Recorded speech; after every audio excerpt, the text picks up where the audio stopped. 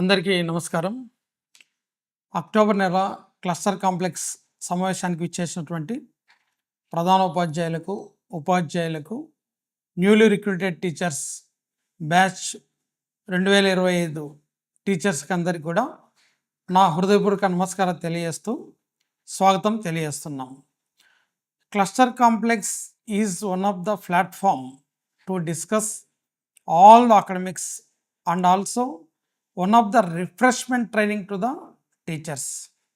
So ఈ cluster కాంప్లెక్స్లో ముఖ్యంగా how to track the long absentees, how to streamline the CD grade students మరియు difficulty చాప్టర్స్ను ఒక మోడల్ లెసన్గా మనం ఏ విధంగా చెప్పగలగాలి అన్నటువంటివి ఈరోజు ముఖ్యంగా మనం ఇక్కడ చర్చించుకోబోతున్నాం.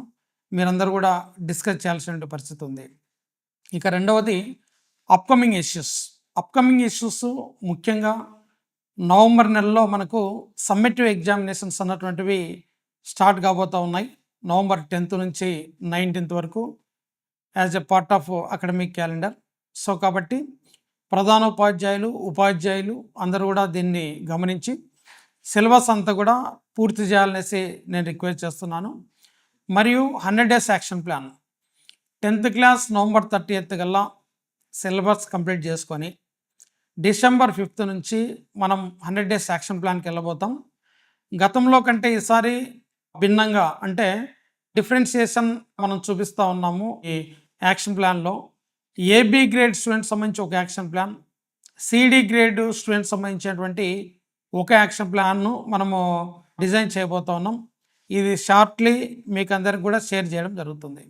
సో అలాగే నవంబర్ 26th సంబంధించి కాన్స్టిట్యూషన్ డే సందర్భంగా మనం ప్రతి కాన్స్టిట్యుయెన్సీ నుంచి ఒక విద్యార్థిని సెలెక్ట్ చేసి స్టేట్ లెవెల్కి తీసుకురావాలి అన్నటువంటిది డిపార్ట్మెంట్ దృక్పథం.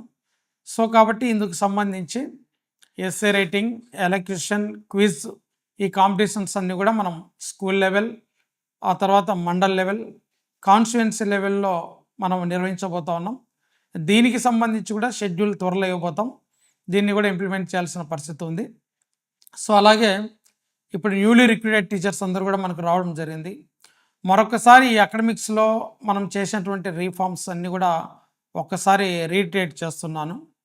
ముఖ్యంగా అకాడమిక్ క్యాలెండర్ అన్నటువంటిది this is the manual for all the teachers.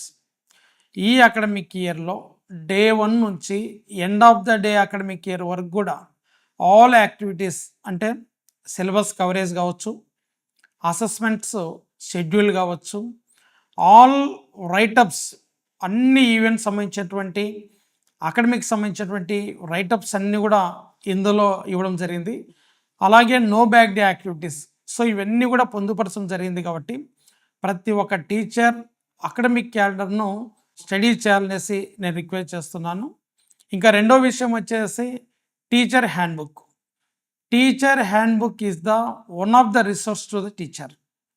ఎందుకంటే పాఠ్యపుస్తకంలో ఉన్నటువంటి ఒక కాన్సెప్ట్ ఉంది అంటే కాన్సెప్ట్కు సంబంధించి ఉన్నటువంటి సమాచారమే కాకుండా అదనపు సమాచారం ఇవ్వడంతో పాటు ఒక కాన్సెప్ట్ను ఒక యాక్టివిటీ బేస్డ్లోనే కాకుండా మల్టీ డైమెన్షనల్ యాక్టివిటీస్లో కూడా చెప్పడానికి ఇది ఉపయోగపడుతుంది.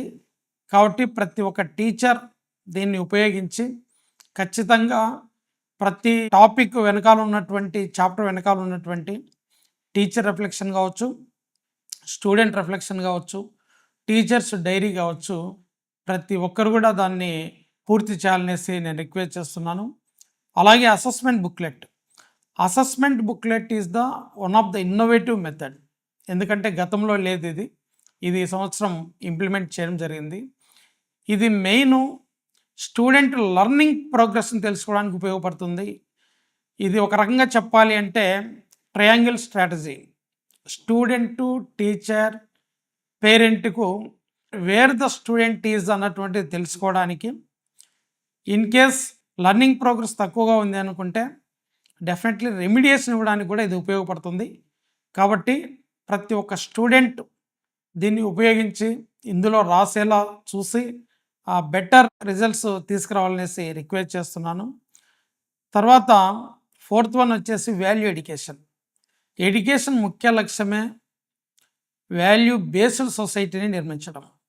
సో ఉన్నటువంటి ఎగ్జిస్టింగ్ వాల్యూస్ను సస్టైన్ మరియు ప్రొటెక్ట్ చేసుకోవడానికి ఈరోజు వాల్యూ ఎడ్యుకేషన్ బుక్స్ను మనం 6th క్లాస్ నుంచి 10th క్లాస్ వరకు ఇంప్లిమెంట్ చేయడం జరుగుతూ ఉంది.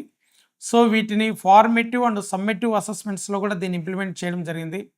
ఫార్మేటివ్లో అన్సీన్ పోయంకు 4 మార్క్స్ ఉంటున్నాయి. సమ్మేటివ్ ఎగ్జామినేషన్స్లో అన్సీన్ ప్యాసేజ్కి 8 మార్క్స్ ఉంటున్నాయి. కాబట్టి ప్రతి ఒక్క తెలుగు ఉపాధ్యాయులు, ప్రధాన ఉపాధ్యాయులు దీన్ని గుర్తించి ఖచ్చితంగా ఈ వాల్యూ ఎడ్యుకేషన్ బుక్స్ అన్నీ కూడా సిలబస్ అటు రెగ్యులర్ టైం టేబుల్లో కావచ్చు, లేదు అంటే నో బ్యాక్ డే యాక్టివిటీస్ రోజు పూర్తి చేయాలనేసి నేను రిక్వెస్ట్ చేస్తున్నాను.